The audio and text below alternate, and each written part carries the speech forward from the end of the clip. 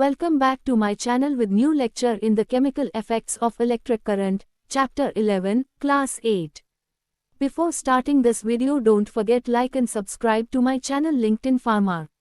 Let's start. Introduction of chemical effects of electric current. The interaction between chemicals and electric current yields fascinating insights into the world of electrochemistry. Chemical effects on electric currents, also known as electrolysis, involve the transformation of substances through the passage of electricity. This phenomenon plays a crucial role in various practical applications, from metallurgy to electroplating, and highlights the intricate relationship between chemistry and electricity. In this brief exploration, we will delve into the captivating realm of how chemicals influence electric currents and vice versa. Do liquids conduct electricity? Yes, liquids can conduct electricity to varying degrees. The ability of a liquid to conduct electricity depends on its ionic nature and the presence of dissolved ions. Liquids that contain ions, either as dissolved salts or other ionic compounds, have the potential to conduct electricity. When a voltage is applied across a liquid with dissolved ions, the ions can move towards the respective electrodes, carrying electric charge with them. This movement of ions constitutes an electric current. This phenomenon is known as electrolytic conductivity. Pure water, for example, is a poor conductor of electricity because it has very few naturally occurring ions. However, when small amounts of salts or other ionic compounds are dissolved in water, it becomes more conductive due to the presence of mobile ions. On the other hand, some liquids with covalent molecular structures, like most organic solvents, do not contain ions and therefore do not conduct electricity efficiently.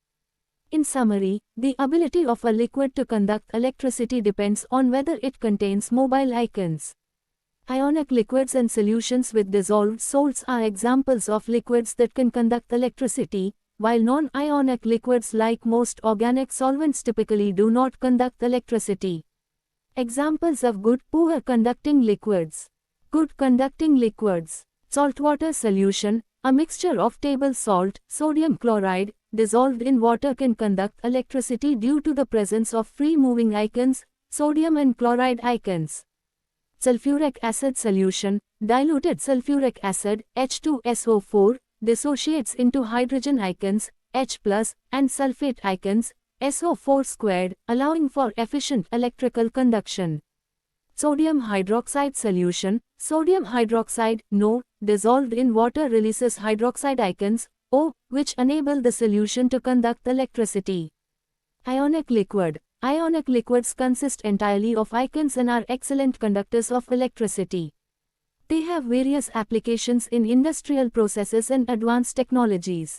Molten metal, metals in their molten state, like molten iron or copper, are good conductors because their lattice structure allows the movement of delocalized electrons.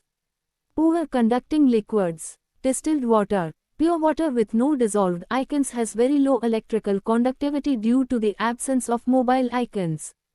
Ethanol. Ethanol is a covalent compound and lacks ions, making it a poor conductor of electricity. Acetone. Similar to ethanol, acetone is a non-ionic organic solvent and does not conduct electricity efficiently. Mineral oil. Mineral oil is a non-ionic hydrocarbon-based liquid and does not have the necessary ions for electrical conduction.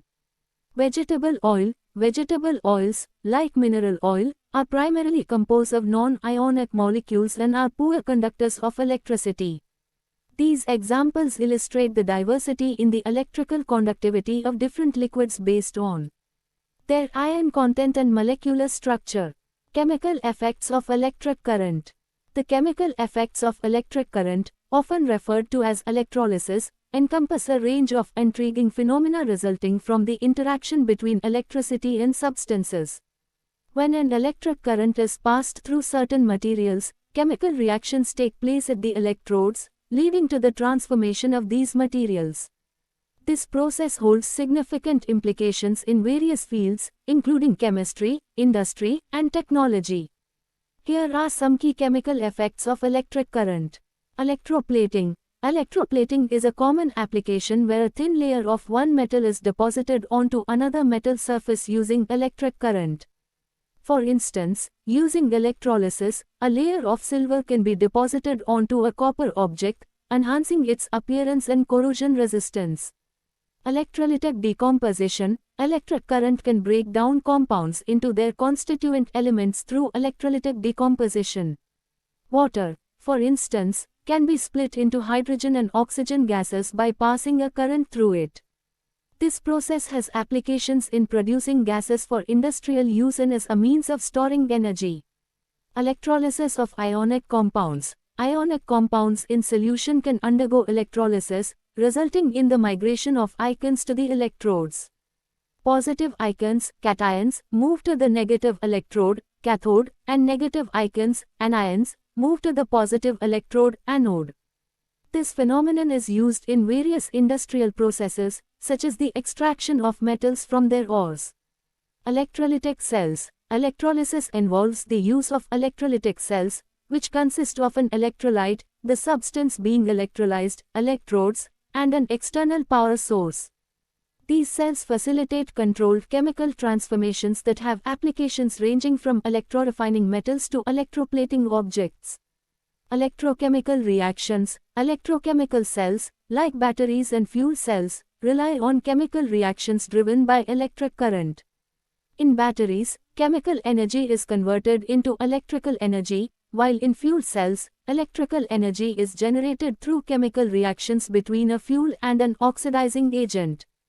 Electrolytic reduction and oxidation. Electrolysis can induce reduction, gain of electrons, and oxidation, loss of electrons, reactions.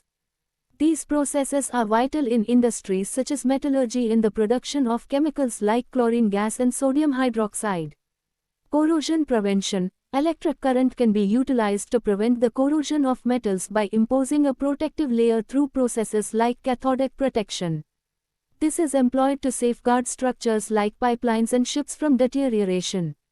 Electrochemical sensors. Certain chemical compounds can be detected and quantified using electrochemical sensors. These devices measure changes in electric current resulting from specific chemical reactions, offering applications in environmental monitoring and medical diagnostics.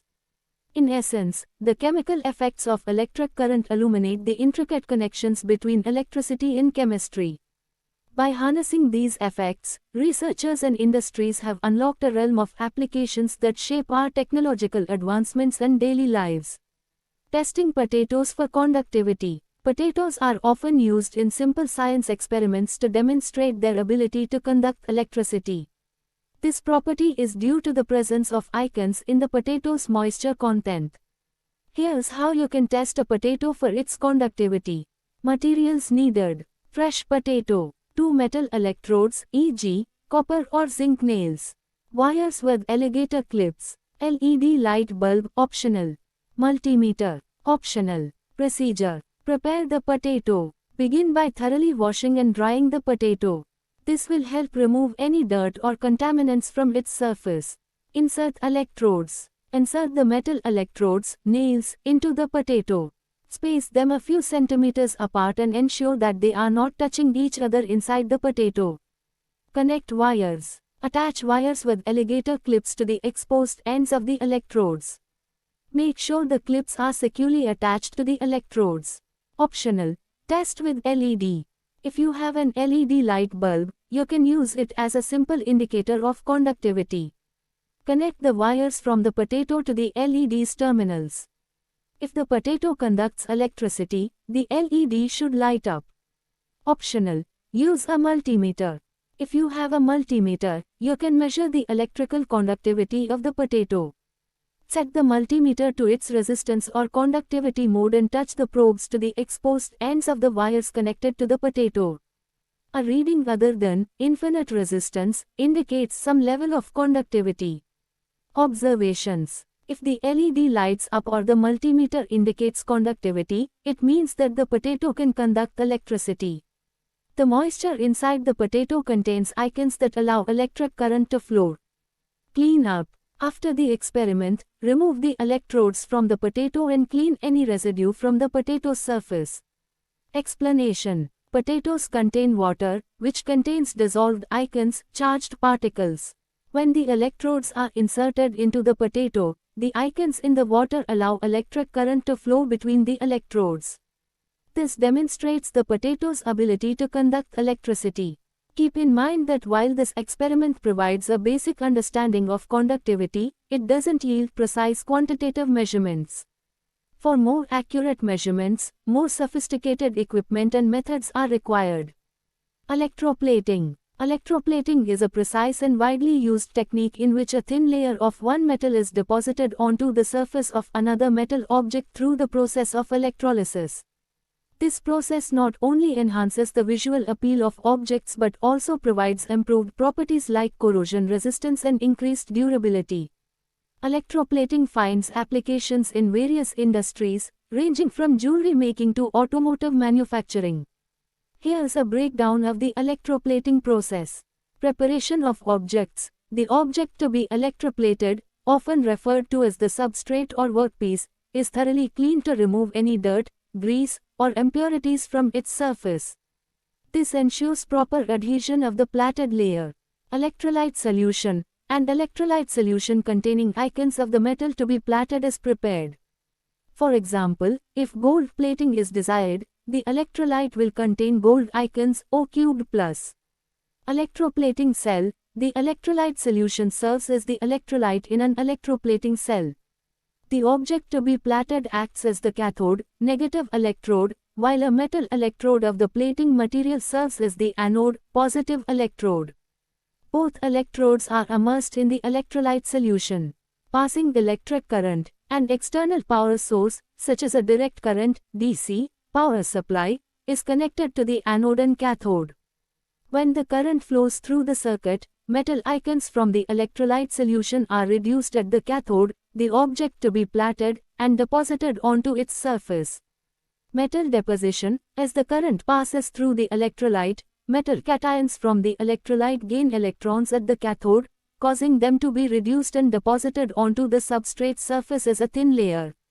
Control thickness. The thickness of the deposited layer can be controlled by adjusting the duration of the electroplating process. A longer duration results in a thicker layer, while a shorter duration yields a thinner layer. Finishing touches. Once the desired thickness is achieved, the plated object is carefully removed from the electrolyte solution. It may undergo further processes like polishing or cleaning to achieve the desired appearance and properties. Applications. Electroplating is used in various industries. For instance, it's employed to create decorative items like jewelry, silverware, and metal fixtures. It's also used in manufacturing electronic components, automotive parts, and even aerospace components to provide protection against corrosion and wear. In summary, electroplating is a versatile process that allows for the deposition of a thin layer of metal onto another object's surface. This technique not only enhances the aesthetics of objects but also imparts desirable properties, making it an essential technology in modern industries. Electrodes. Electrodes are electrical conductors used to make contact with a non-metallic part of a circuit, such as an electrolyte, a gas, or a vacuum, to facilitate the movement of electric current. They play a crucial role in various electrochemical processes, electrical measurements, and other applications where the transfer of electrons or ions is involved. Electrodes can be made from a variety of materials, including metals, conductive polymers, and specialized materials designed for specific purposes. They are typically designed to have good electrical conductivity and may also possess specific properties depending on the application. Electrodes are used in a wide range of fields, from electronics and electrochemistry to medical diagnostics and environmental monitoring.